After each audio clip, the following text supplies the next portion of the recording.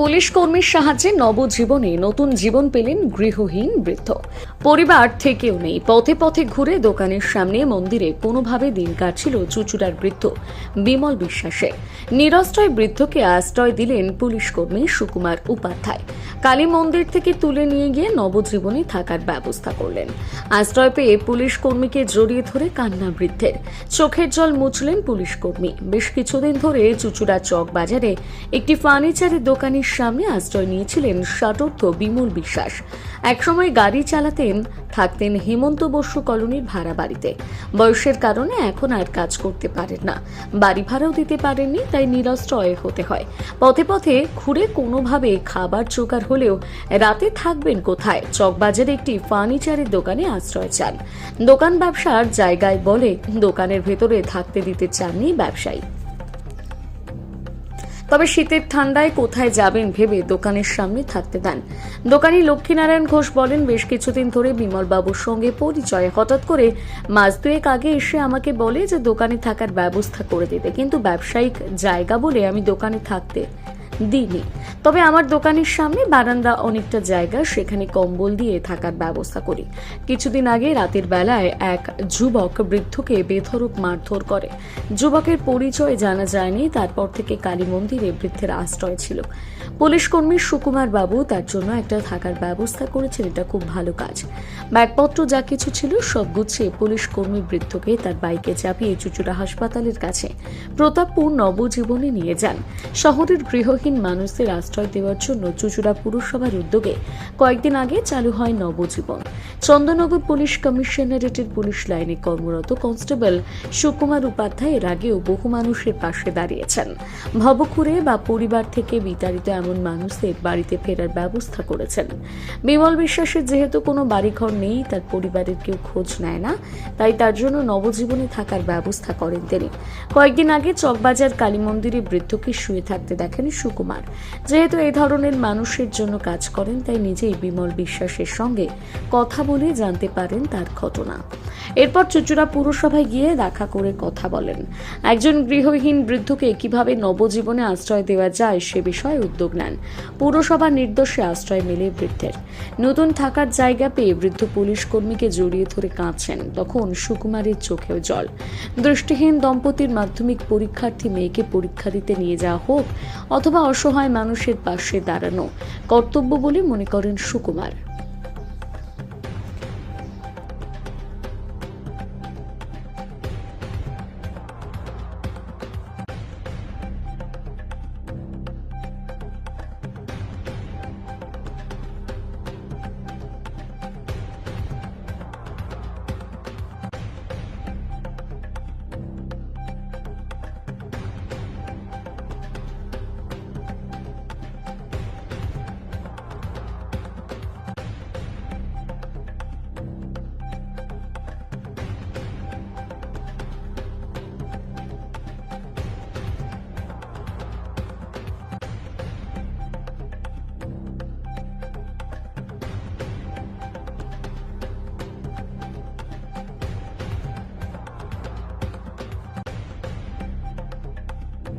দীর্ঘদিন ধরে আমাদের সঙ্গে পরিচয়, কিন্তু আমার দোকান কোঅপারেটিভ ব্যাংকের আগে শ্রীদুর্গা ফার্নিচার নামে আছে।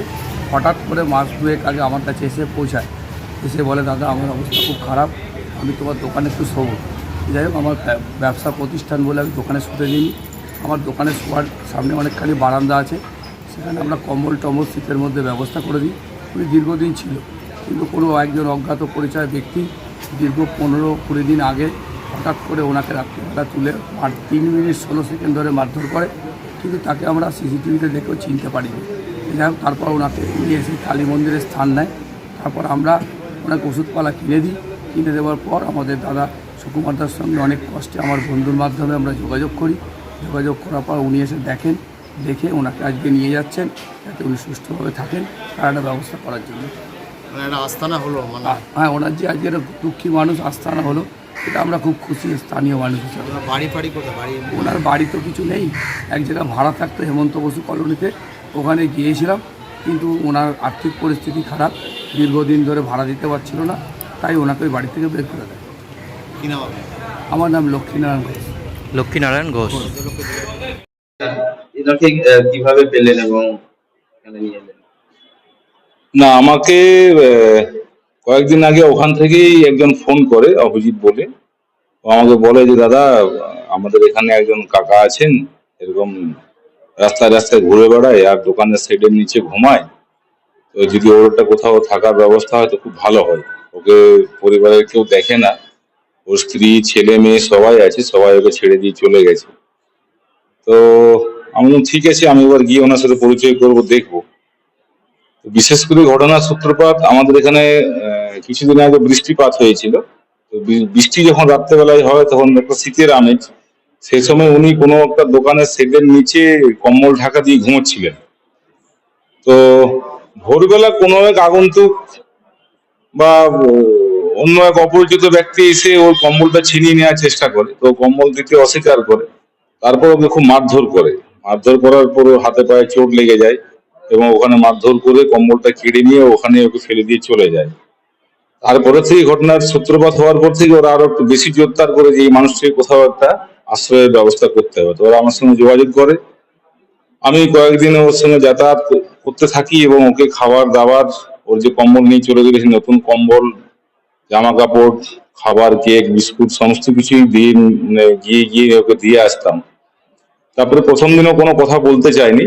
আস্তে আস্তে ওর পাশে বসে প্রায় ঘন্টা দুয়েক আস্তে আস্তে বাচ্চা ছেলের মতো গল্প করার পর ও ভিতরে যে সমস্ত ক্ষোভ, সেই সমস্ত ও আমার কাছে উগরে দেয় যে আমি খুব কষ্টের মধ্যে আছি, পরিবারের লোক আমার কেউ দেখে না। তো আমি চেষ্টা করলাম যদি এই লোকটিকে কোথাও একটি ব্যবস্থা করা যায়। এই চিন্তা ভাবনা করতে করতে হঠাৎ করে আমাদের এই শহরের মাঝে এই যে এই গৃহহীন মানুষদের জন্য যে আশ্রয়স্থল এটি হয়েছে, এটি আমার নজরে আসে, এটি উদ্বোধন হয় এবং আমি চিন্তা ভাবনা করলাম যে এটাতে যদি ওনাকে শিফটিং করা যায়, সেই অনুযায়ী আমি পৌরসভার যারা আধিকারিক আছে তাদের সাথে যোগাযোগ করি। যোগাযোগ করার পর ওনার ভোটার কার্ড, আধার কার্ড জোগাড় করি। তো এখন এই মুহূর্তে পৌরসভা থেকে পারমিশনও হয়েছে ওনার এখানে থাকার জন্য। আর আমারও ভালো লাগছে যে লোকটি দীর্ঘদিন রাস্তায় রাস্তায় ঘুরে বেড়াতো এবং বিভিন্ন দোকানের সেটে নিচে রাত্রেবেলায় ঘুমাতো বৃষ্টি বাদলে শীতের দিনে। ওই মানুষটিকে এখানে আশ্রয় দিতে পারছে, আমারও খুব ভালো লাগছে। এর আগেও তো আপনি বহু মানুষকে ফিরিয়ে দিয়েছেন, তার বাড়িতে ফিরিয়ে দিয়েছেন, মানে এটা কেন করেন? মানে কোনো না, সেরকম কিছু না, পুলিশের কাজ, চারিদিকে ডিউটি করে বেড়াই। আর দেখি যদি রাস্তার ধারে যে সমস্ত লোকজন পড়ে থাকে অসহায় অবস্থায়, তাদের পাশে যদি সামান্য একটু দাঁড়াতে পারি তো নিজেরও ভালো লাগে। অ্যাজ এ মানুষ হিসাবে, মানুষের পাশে গিয়ে একটুখানি দাঁড়াবো আমার সীমিত ক্ষমতার মধ্যে, সেই চেষ্টাটাই করি। কি করতেন আপনি একটু বলুন তো? ইয়া করবো, আগে কি কাজ করতেন? আমি গ্যারেজে মেকানিক্যাল কাজ করতাম। আমি সেখান থেকে মানে নিজে গাড়ি চালিয়ে এবং গাড়ি রিপেয়ারিং যেখানটা করতাম, করে দেখলাম যে আমার মানে পার্সোনালিটির কোনো ওয়েট নেই, যে আমাকে সেই দিয়ে আমি আস্তে আস্তে ধীরে ধীরে উপরে উঠব। কিন্তু ওই করে খেতাম, যে গাড়ি চালিয়ে আমি খেতাম এবং গ্যারেজে মেকানিক্যাল কাজ করতাম, সেখান থেকে আমি ওই গাড়ি চালাতে গেলাম। দেওয়ার পরে আমি নিজেকে নিজে দেখছি তখন কম বয়স নিয়ে চলছে, কিন্তু না, মানুষ মানে এমন পরিবার, তখনও ছিন্ন ভিন্ন অবস্থায় ছিলাম আমি। তারপরে ধীরে ধীরে এলাকার লোক বললো যে এইভাবে তুই নিজে রোজগার করে খাচ্ছিস, চারিদিকে উড়িয়ে দিচ্ছিস, একটা পরিবার কর। পরিবার করলাম। পরিবার করার পরে সেখান থেকে তারা আমাকে এইরকম করে দিল যে আমি রাস্তায় কোনো মন্দির, কোনো এরকম করে আমাকে পথে নামিয়ে দিল। কে কে আছে পরিবারে? পরিবারে ছিল এক ছেলে, এক মেয়ে, ওয়াইফ ছিল। ওয়াইফ অন্য পরিবারের আগে মানে আমার যে ছিল যারা এই পরিবারই আমাকে মানে সর্বনাশ করে দিয়েছিল। আপনার ওয়াইফ বর্তমানে কোথায়? বলতে পারবো না ঠিক তারা কেউ খোঁজ রাখেন আপনার? না, কবে বেরিয়ে এসছেন বাড়ি থেকে, বের করে দিয়েছে? বাড়ি নেই, আমি করতে চেয়েছিলাম। তারা ভদ্রমহিলার সাথে যে অন্য লোকের সাথে যে সংসার ছিল, এটা আমি খুব অন্য টাইপের লোক। একটা মানে নিজেকে নিজে ভাবতাম না যে রোজগার করে তাকে এনে দিয়ে দিতাম, উনি আনন্দ ফুর্তি করতেন ভদ্রমহিলা। অন্য লোকের সাথে বিয়ে করে চলে গেছে? যা হয় যেটা মানে এদিকে গাছেরও খাবো, গোড়ারও খাবো। মানে অন্যজনের সাথে সম্পর্ক ছিল। দিয়ে এখন কি বলবেন? এখানে এসে উঠলেন, এই পুলিশ কর্মী সুকুমার বাবু আপনাকে নিয়ে এলো এখানে, কি বলবেন? ভালো বলবো ওনাকে, উনি আমার বাবা, এই ছেলে বাবা। ওখানে জল ট্যাঙ্কি মাঠ আছে, হুম ফার্নিচারের দোকানে, ওখানে আমি মানে শুইতাম বাইরে। হুম দোকান দাদা বন্ধ করে দিয়েছিল, তো দিনের বেলায় থাকতাম না, রাস্তায় থাকতাম। হুম তো ওইখানকার যে সুইপারগুলো আছে, ডোম যাকে বলে, হুম ওরা মারধর করতো। হুম প্রথম ভালো ছিল, তারপরে মারধর করতো? মদ করে আগে। হুম যে সেখান থেকে ওই কালী মন্দিরে এসে উঠেছিলেন? কে মারলো আপনাকে?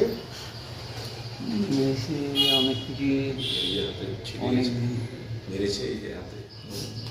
কে মেরেছিল আপনার? কে মারলো এসে? আমার সুকুমার বাবুর সাথে আমার সাথে অনটা করেছে, কি নামটা, ওই অভিজিৎ আর লক্ষ্মীনারায়ণ ঘোষ, আচ্ছা। দুজন আমরা করে দিয়েছে ভিতরে, আমি তো জানি না। এবার থেকে এখানে থাকবেন, ভালো লাগছে তো? কি নাম আপনার? বিমল বিশ্বাস।